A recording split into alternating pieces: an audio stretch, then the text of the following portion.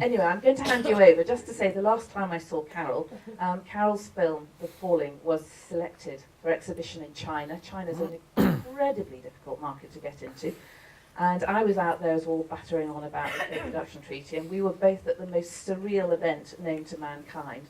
It was the launch of a film festival in China, and I joke not, I was on stage with Arnold Schwarzenegger, the Peking Opera, and 25 look-alike Marilyn Monroe. I promise you this is absolutely true. And there was Carol in the audience sort of going like this. It was very funny. So I'm going to hand you over now to Carol and Ben, and also to say a big, big thank you for this conference. It's been fantastic.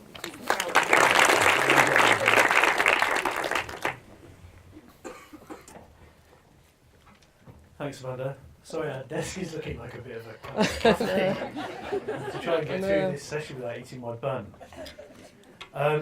Carol, yes, thank you for coming. Thank you for coming back to an old stomping grounds. Yeah. You pointed out a couple of defunct gay bars out to me on the way. I think everyone's been far too polished this morning. I'm going to bring it down to a far more ramshackle conversation.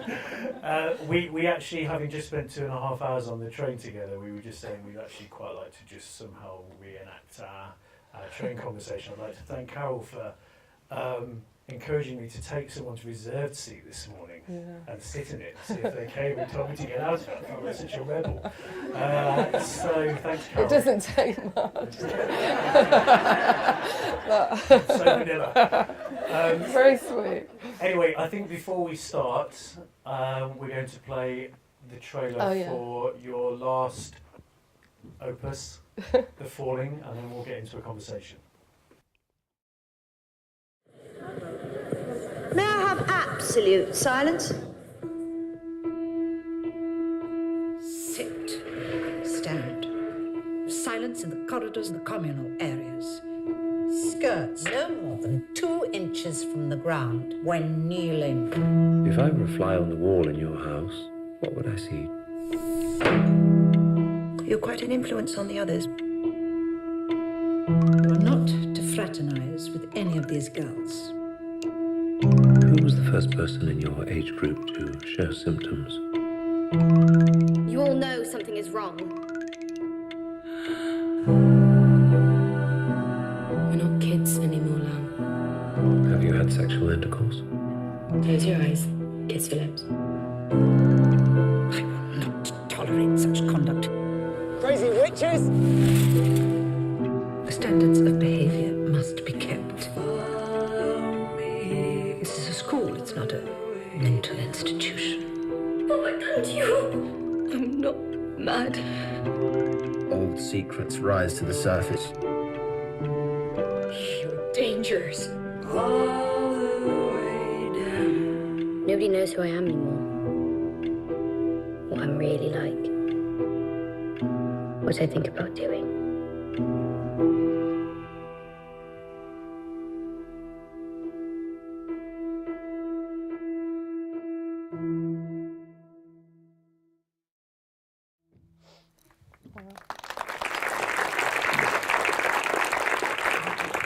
And an interesting fact, that's actually Jason Wood on the Glockenspiel.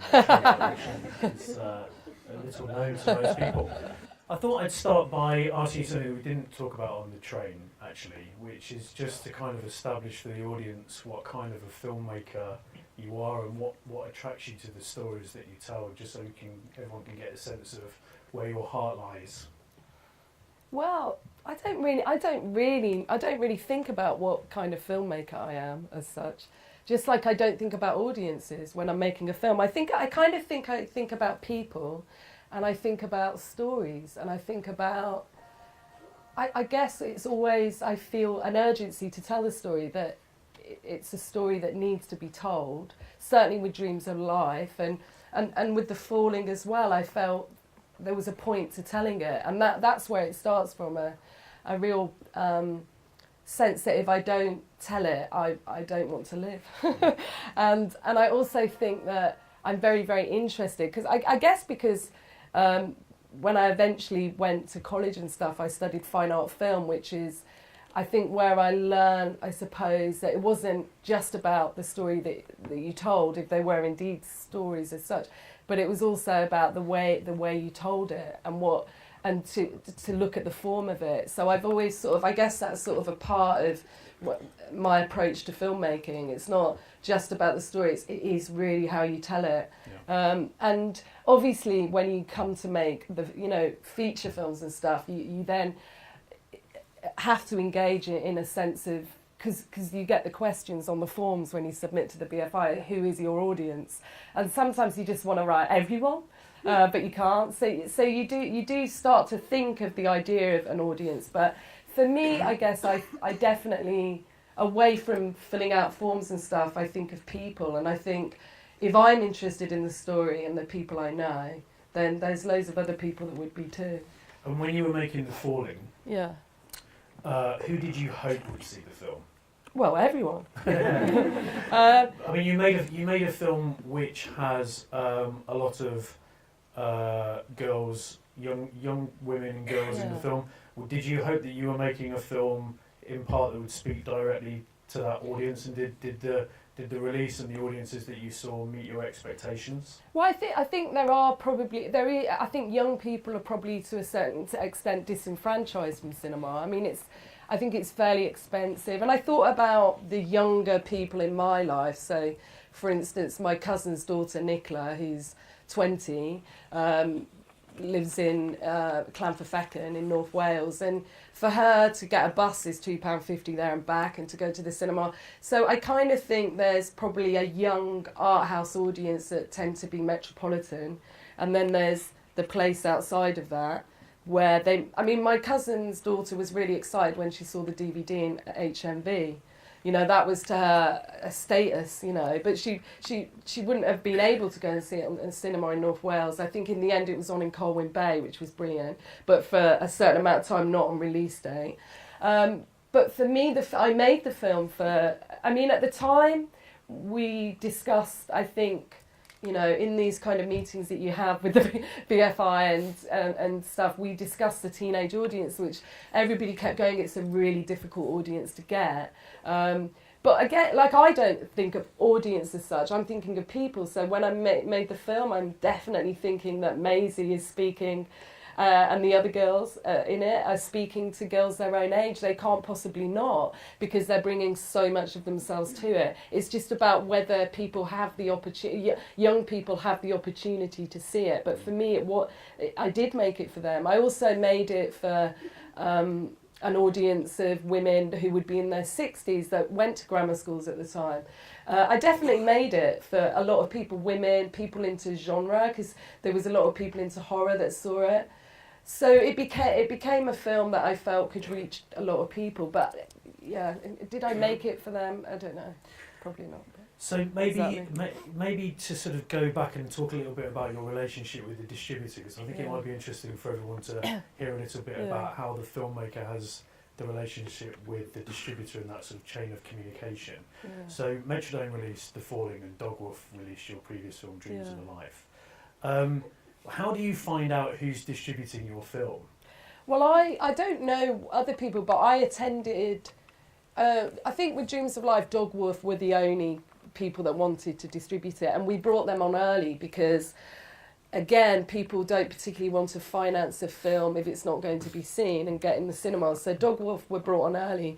And in fact, looking back, it was quite difficult to get Dogwolf. We did keep having to arrange meetings with them. I mean, I don't think they remember that, but we were desperate to be able to go into Film 4 and have Dogwolf attached. I don't think they realised quite how people were pressing us to have a distributor attached. And then with The Falling, it was actually, I went to all the meetings with people that were interested in distributing it. And so it was really exciting, because usually I'm pitching my film, and in this case the distributors were pitching to us, and it was really exciting. And some people did little PowerPoints, some people didn't. Some people couldn't work their PowerPoints, which was, some people had like really, things that just, I don't know, never materialised. But so I think that with Metrodome, they gave they really loved the film, and that was the thing, they really understood it and got it and were excited by it and saw ways of presenting it and building an audience for it, getting it into into exhibition, and understanding that, say, they said for the cinema exhibition we'll take it more a coming of age film, and then for DVD we'll go genre, we'll go more supernatural horror. So, but they had a real plan for it, and is that something that you felt entitled to challenge, or could you push them at that point and say it's 200 prints on date, or out the door? I mean, what was your feedback to them? You know what was really interesting is they were really scared to say to me that they were going to, at DVD stage, push it as a genre film. And I'm like, great, more people will see it. I don't have a problem with that. I want to build people to see my films, But they were very open. They were, because they... for a film of that size with no, significant marketing budget, they need the filmmakers on side. For The Falling, I think I did 15 Q&As at cinemas, which always build the box office, and at that opening weekend and the previews and stuff. So they were very collaborative, I'd say, definitely. And did that extend to your input into how the film was marketed and the creation of the poster and the trailer? Yeah, I saw that. Yeah, the trailer and the poster we were very involved with, and but I also knew that it would never be, because a lot of filmmakers, I think I've heard that they go, I don't really want the famous person in the film on my poster. I want this beautiful silhouette. But, the reality is you probably need that famous person on the poster, or you need to... So I think there's probably a kind of fantasy poster that you would do, and then the reality poster. And I was very happy with the poster, but there could be, if we'd had more money, we could have done 5. What I wanted to do was the If poster that Lindsay Anderson did himself, which was a divided poster, where on this side they had all the negative comments to If. One in the New Statesman was just why, ? And then the other side was the positive statements. And I really wanted to do that because I felt like, why not acknowledge that, you're not, for a film like The Falling, you're probably not going to get 98% on Rotten Tomatoes. And we did get 5 stars, but we also got 1 star. Somewhere, I don't know where, so I wanted to be maybe much more confrontational, but I think you can't, so they're more realistic about, they know that area, the distributors, so I really did listen to them. I think that's quite interesting though, because having been a distributor, I would say that everyone is quite wary of the filmmaker. Yeah. And the filmmakers, wary of the filmmaker kind of blowing a gasket before they're doing a Q&A, or crying when you show them a poster, or whatever it might be. And it's interesting that actually you may be the most subversive element of your campaign, potentially. Yeah. So I think it might be a lesson for distributors to sort of keep you as a responsible filmmaker closer. Yeah. I mean, I think my observation of your engagement with the release of your film was that you built really good relationships and rapports with audiences and also with journalists, both through kind of direct engagement and through social media engagement as well. Was that quite a conscious, strategic thing for you, or is it just you? Well, you've not got the money to take out significant adverts, so when you get a review in The Guardian or The Times or Heat magazine or whatever, that is so valuable to an independent film. It's really, really critical. And one thing that we did, because there's the screening that's done for when a film is released to all the critics. People in this country have to review a film, don't they? The national papers have to review a British film, right? I think they do by law. I think there is. I think there is some kind of thing, so you don't get American monopoly. So that's what. Yeah, I think you have to get your film review. But one thing that was suggested to us was that we do smaller screenings for press. So I think there was special screenings done, so they didn't feel they were just herded into a screening. So you try and make them feel that they are part of. Not, it's up to them whether they're invested in it and like it or not, but the sense that their reaction that will be valuable. because we need all the help we get as an independent film without a massive marketing campaign.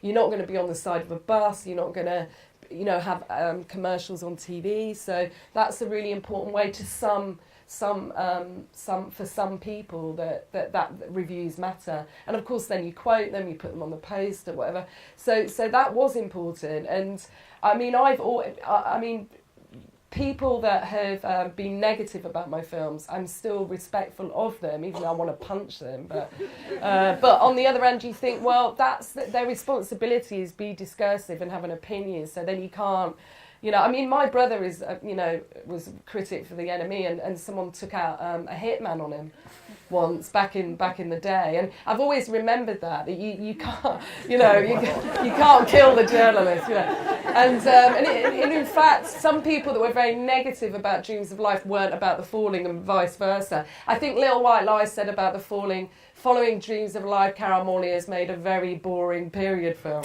And you're like, oh, right, okay. But then you're sort of like, well, that's okay, whatever, Although we were talking earlier about how so often those reviews kind of correct themselves over a kind of longer period of time. We're hoping, yeah. And you have to, I think it's incumbent on all of us not to kind of run from those negative reviews in the opening week when a year later, 2 years later, there's something else. And also, I do think in that speak, it's part of the conversation, part of a dialogue. And I think people want, for me, I like reading reviews. Often I like reading them after I've seen the film, but they're a very important part of trying to place yourself within, it's fascinating, So I don't think you want, I think if a film is universally liked, it's equally off-putting because maybe it's too palatable, it's not doing anything.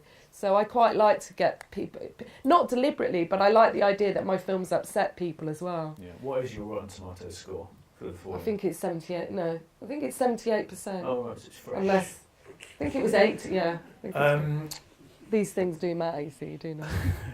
Press-wise, beyond reviews, what were your observations about where press gravitated towards in terms of the young and the sexy? The young. Who was interested? Was there a difference in terms of who was interested in who? Were they interested in you? Were they interested in cast? How did that break down? Well, no one's particularly interested in the director. I did get profiles and stuff in the Telegraph, but obviously I had Maisie Williams from Game of Thrones, and when I cast her, I've never seen Game of Thrones, and I had it then. And when I cast her, I don't think she was as significant. Maybe I'm wrong, but it seemed as we went towards releasing the film, Maisie became this kind of quite hot commodity in a way, and everybody wanted her. So we got on the front of lots of magazines with her for The Falling, which was amazing, and she got on TV and so it was really, really important. But what I did notice was Greta Scacchi, who I think has a real name. The PR person, the only thing they could get for her was Saga. Is that the and at 53 she was seen as she there was no other entry for her. I think she got Good Housekeeping as well. And Florence, who was the unknown in the film, got 8 pages in style for The Falling, and so I spoke to someone at the Evening Standard, and she said, we want fresh, we want the new young thing. So it's sort of a reminder of whatever you do, there's still a kind of sensibility of what sells, of what markets well, and so even if you know that to be counter to that, there still are sections of cultural outlets where it's quite sort of restricted really about what is marketable. And I thought it was interesting your observation earlier how discoveries are exclusively young discoveries. Where's the space to discover someone in their 50s?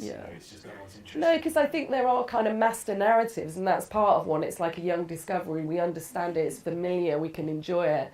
And so I think there are patterns, and I think the thing that kind of sometimes worries me is I think, God, I'm joining in the pattern because this will help get the film seen and all of that. But you're like, oh my God, it's quite weird. In what ways were you part of a narrative around your emergence as a filmmaker, that I think I'm press? just going to be emerging for the rest of my life, because I honestly, everything is like emerging. You're like, oh my god, and it's like new emerging. You're like, oh, I'm going to have to do that tape, you know. And you're like, but yeah. So I think I will just always. I'll probably, to some extent, always be niche and always be emerging, because whatever.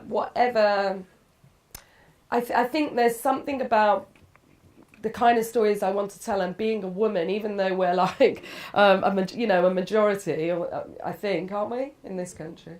There's still a kind of idea of niche, you know. And I heard Elizabeth Carlson, who produced Carol, the other day, and she said that Todd Haynes was advised by his agent not to direct Carol because he would be seen as a woman's director and therefore lose status. You know, so I think there are all these things that are kind of so it's sort, yeah. So look, I've definitely got more attention with The Falling than ever. So I hope I continue to get finance for my films, because I think The Falling proved that, well, we're in the black. You know, people are getting paid back. People that did the EIS schemes and all that. So it's definitely created revenue for people. And I think at the end of the day, film is, you're entering into something that's got to enable people to have jobs, cinemas to keep open, etc., etc. So it's definitely doing that, like the Falling. So you're kind of thinking, hopefully I'll get to make more films and create a bigger audience. Did you find on the release of The Falling that the fact that you were a woman filmmaker, an ever-emerging woman filmmaker, was a help in a way, though, because that was a sort of narrative and an attraction for audiences, and it was a draw. Did you have any sense of that? It's just, to be perfectly honest, it's just an irritant. Right. It's an absolute irritant. It's a very lazy. It's a very disgraceful. It's just like, oh my God, we're in the 21st century, and it's really baffling to me. I mean, of course, I'm very. It's very important. I am a feminist. I want to talk about, I'm not going to not talk about that, but there is a kind of sense that, why are we always questioning women about being women in filmmakers, and why, we're always questioning. I didn't think I'd said anything, but I think there's a sense that, I do think I'm asked on panels all the time about diversity and women and blah, blah. And you're like, I'm the wrong person to ask. I just want to carry on and make my films. Why don't we ask the marketing teams, the sales agents, the distributors, all of that? That I think the financiers, the people that in a way are saying this story can be marketed. Because I think I remember a few years ago reading an article in the New Yorker, and it was brilliant. It was about marketing.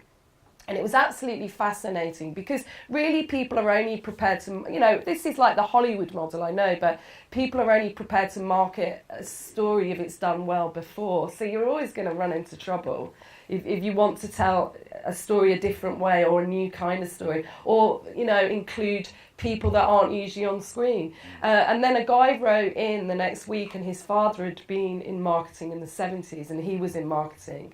And he said, which I thought was fascinating, he said, when people in the 70s in Hollywood, in the new Hollywood, when they made films like Taxi Driver, those films that we still see now as being really exciting, he said, no one knew how to market them. And it was like, oh shit, what have we got on our hands? We have to market it. Now, he said, the industry is run by marketing, so they tell you what kind of film will do well, and this is the film we will sell. And I think you're always going to run into real problems that way, and you will create a real sort of, a very thin kind of, stuff coming out. I hate to use the word product; it feels wrong. But if people are going to look at it like that, let's say that you're going to create a real narrow range of work, and you will completely and frequently disenfranchise more and more of potential people to come and see it. So it is crazy. Yeah. So that's why you know, in this country, we are so lucky to have the BFI and all that they do for cinema and pushing cinema and pushing the idea that people want to see a variety of things. I mean, 45 years didn't just do well because it just did well. It did well because that, you know, cinemas across the country have been, you know, creating new audiences to see that work. And I'd like to talk a bit about your experience of travelling around the country with the film. So you said you think you did 15 Q&As. Yeah. How many of those Q&As weren't in London? Maybe 4 or 5. 4 or 5. The thing that really shocked me was when we got, I think, opening weekend, which is this really big thing, when we got our cinemas, so there were no split screens, and there were 58 cinemas, which was to us quite a lot on opening weekend. And we got the list, and what I was really upset about was how London-centric it was. And I think that, I don't know, I mean, maybe, you know, outside London it's difficult for people to take risk. I know in London, somewhere like Screen on the Green, that probably could have taken it, had Avengers already booked, because we were against Avengers, so they couldn't take it. But it seemed very London-centric anyway, and I would have been happy to go anywhere. I wanted to go to Llandudno, Odeon, but they didn't put it on. But I did write to them, and I always say, because I've been put on Twitter after, you know, with Dogworth, because they're into social media and all that, they made me go on Twitter. I still don't know my password or anything. So now I'm on social media, and on Twitter I always go, ask your local cinema, and people did, and that does change things, you know, that does seem to help when people go, we do want to see it. What's as a filmmaker who is asked to travel with their film and do Q&As? Yeah. I mean, you said you'd have happily gone anywhere, but you know, is there a point of Q&A fatigue for you? Well, you're just really excited that people want to. Well, one, I love cinema. I love auditoriums. I think it's one of the most exciting things in the world when the lights dim and you're with other people and you smell them and you hear them and, you know, and all that. It's just there's something exciting about it. So I love that. To make a film and then meet your audiences is really exciting too. It's like really, you're like, people have come to see it and it's really exciting. I'd say with Dreams of a Life I got Q&A fatigue because there was so much I couldn't really talk about that was off the record. So somehow, sometimes I felt, I just wish I could tell everyone. You mean legally? Yeah, legally and probably ethically. Stuff like that. With The Falling, I was really excited doing them because it was fictional, so I could talk about it. So that was great. And it's really good when you get people coming up to you, telling you, both with Dreams of Life and The Falling, people coming up to you in the toilet or outside, telling you their stories and going, that was so exciting, and this happened to me, or that's when you go, you know what, I love what I do. It's like the best thing in the world, and I'm going to keep doing it. And it's really important to tell these stories. It's important to never give up. You can never, like, it is hard to get finance. It's a very competitive thing for everyone, but it's just a reminder that there always will be people that want to see what you're doing and the way you're doing it. So for me, they're just, I do love them, definitely. And this not being an example of it, but what for you makes the best Q&A? What was it? I kind of missed it. Was the thing that if a woman doesn't ask a question first, women don't ask questions during the... What was the thing about two women asking a... It was that women very rarely put their hand up first. And yeah, because I heard this thing that if you pick a woman first for the Q&A, then women will ask questions. If you don't, they don't. I don't know. That's like... Anyway, but a great Q&A, I suppose, is... Well, first of all, when you don't get the person that starts going, your film was shit, that's always good. Starting with the positive is always good. So the shit thing is quite funny too. But in fact, with The Falling, when we showed it in Oxford, Florence, who's in The Falling, The Discovery, Florence's granddad came, right? And he asked the first question, a granddad, but people didn't realise it was a granddad, so they started booing him, right? And he went, his question was, seeing as 50% of the population are men, why aren't there more men in your film?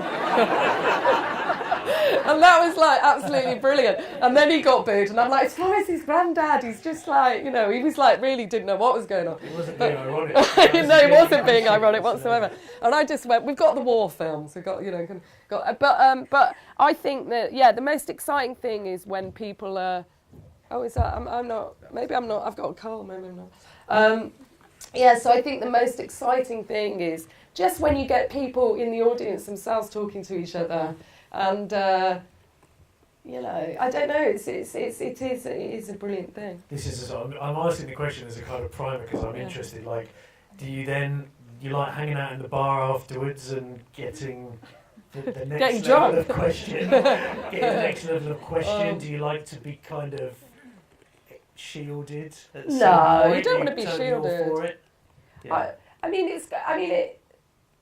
Actually, Gary Thomas on the front row, we were somewhere the other day and he went, bloody hell, and a woman came up to me and she went, I've seen your film. And she didn't say anything else. And I'm like, thank you. And I'm like, So, but you know, I mean, the thing about the film isn't me, you know. In the end, the film, you expose yourself making a film because you put so much into it. And I think as a writer-director, you spend years on it.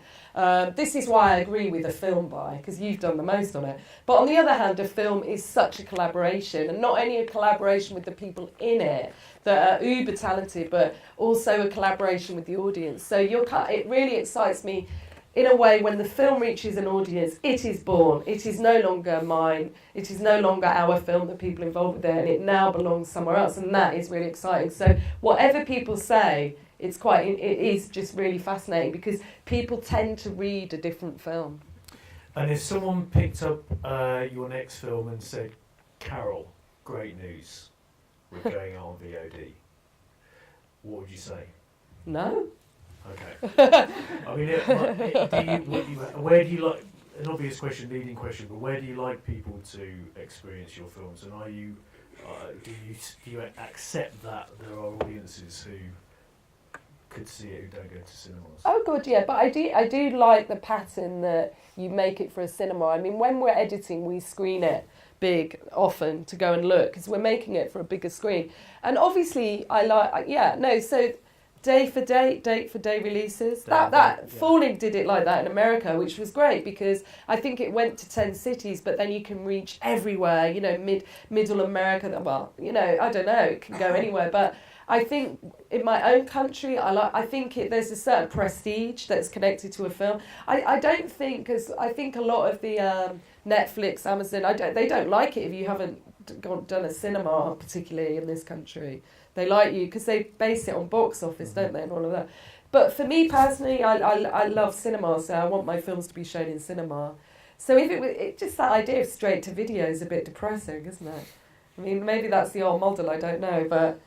Did the release of The Falling and the results meet your expectations? Did what? The release of The Falling and its results, did it meet your expectations? I think so. I mean, I don't know, some people are going, God, your film was everywhere, and in fact the only award it's won is PR Campaign of the Year at the Screen International Awards. So and then, you know, it was in a list as the most criminally ignored film of the year. So I'm like, what was it? You know, was it the most seen film? You know, I don't know. So for me, I'm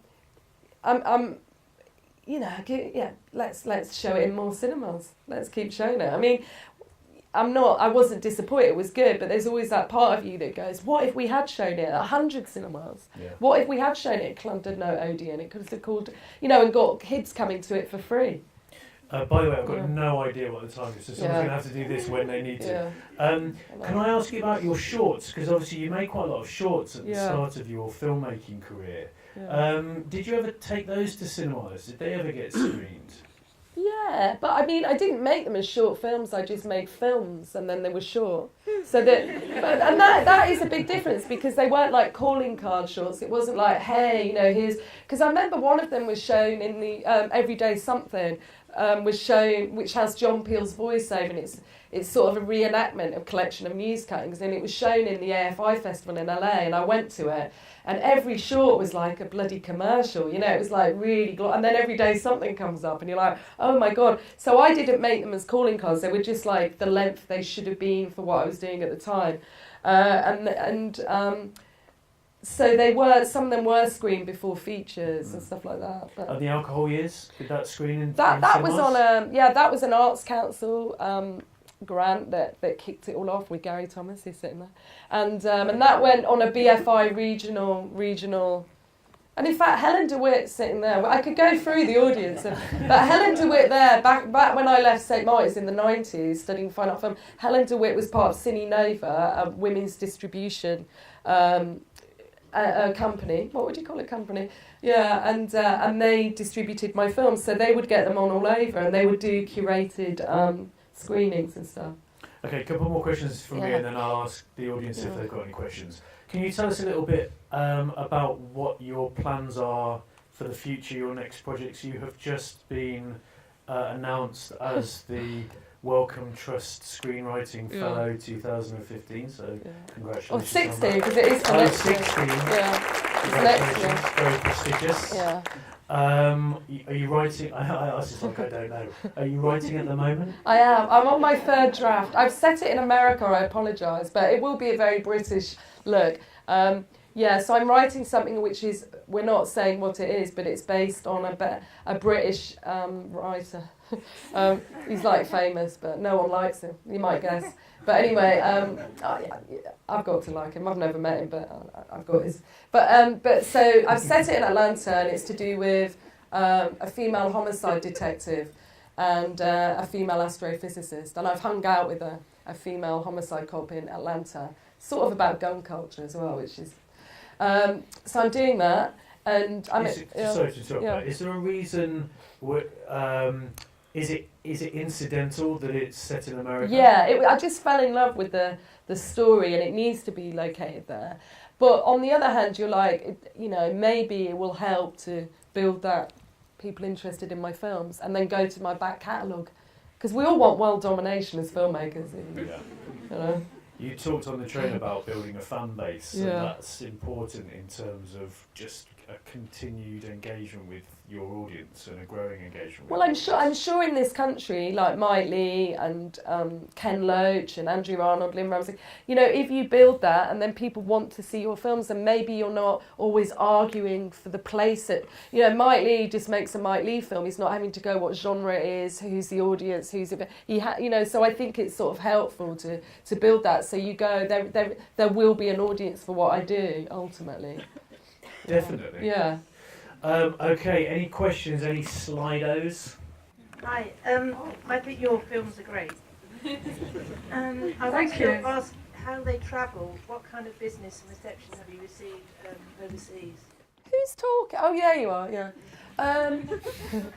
So the Fallings went to America, and it was interesting there because what they didn't go for reviews there. They went for the Game of Thrones fan base. In America, they sold it. What was it? It was quite cool. They said a sleepover film for the cool girls. So they sold it to young teenage girls. A back-to-school film, they called it. So it went out to America. It went to Australia, and then it's gone like to all these countries like Russia and all these places. I don't go with it because I get, but they're so they're selling it there. It didn't go to France. France never bought it. They hate my films, but I don't know why. But because they have women in them doing things.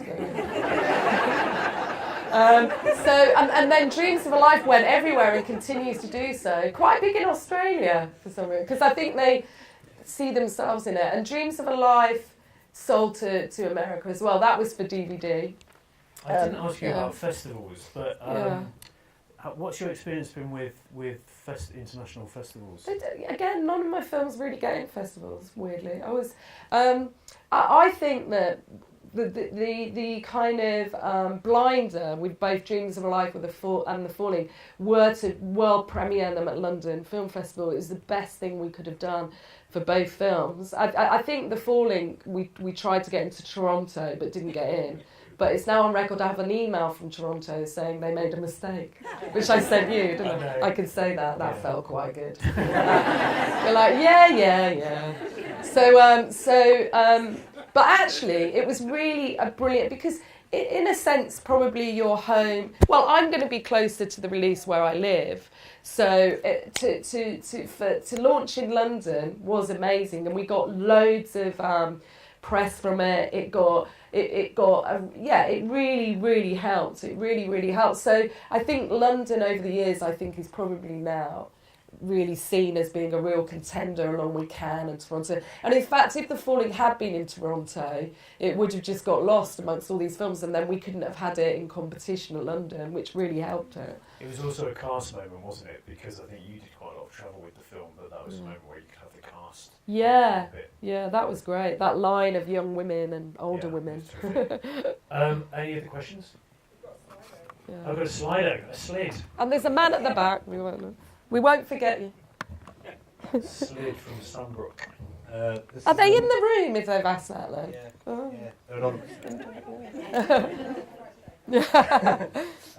It just says, should distributors of films like The Falling be more open to split shows on day and date to encourage cinemas to show it and take advantage of media buzz?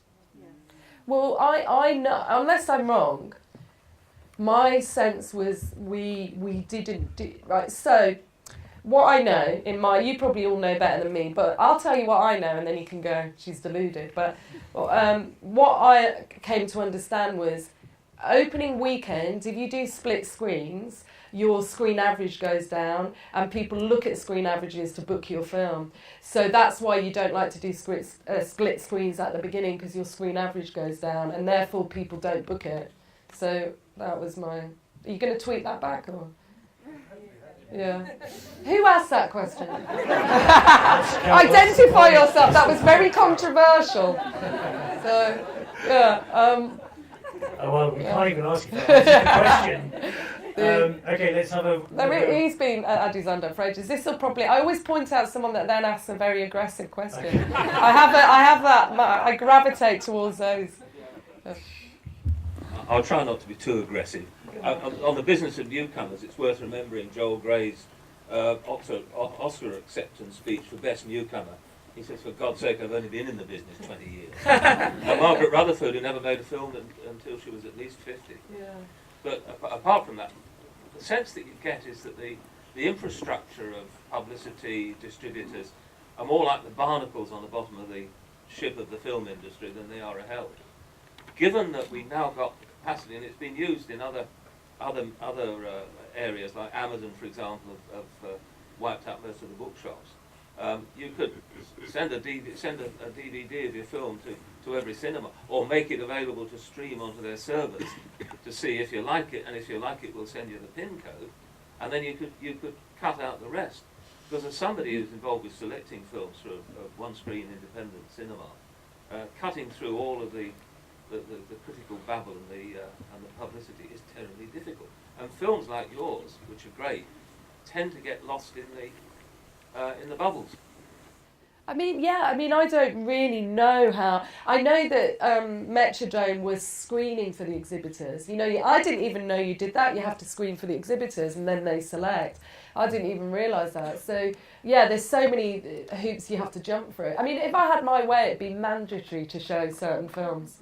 I think every film released in Britain that is made, that is a British film should be shown at 100 cinemas and free to certain people of a certain age. Maybe that's film for too. But I think that it is a business, I understand, but also in this country, and the reason we have the BFI, it is a culture. And if we're constantly looking at it as a business and as commerce, then we miss that. And I feel with what I've entered into, you definitely start to enter into a business, and you're kind of like, when you're talking to the distributors, I sort of understand that, but it becomes very business-like, and you're like, but maybe it's important to show to 10 people and on the tip of the country and, Yeah, I mean, I think the screening days programs, which are really successful in getting films seen by exhibitors outside London more now than perhaps they were before, but it